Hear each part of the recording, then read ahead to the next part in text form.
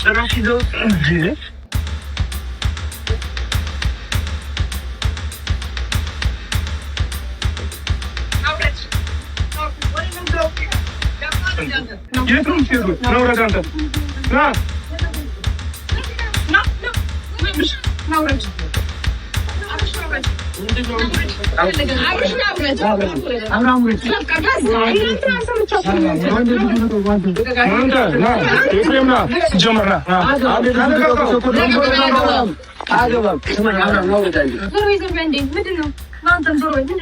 ሰሚያለሽ ብቻ ዛሬ ፕሮግራም ነበረው ከእሱ ጋር ገባሽ አይደል? በመነጋገር አታሚ ማለት ሩታ ችግርሽ ምንድን ነው? አንቺ በሰላም ሲነገርሽ አሰሚም በጣም ሲሆን አሰሚም አንቺ ችግር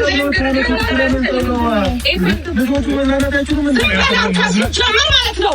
አንተ እንደዚህ ነው የምትናገረው ወንድምሽ ምን ይሆንሽ ከዚህ በላይ ምን አይሁን ግን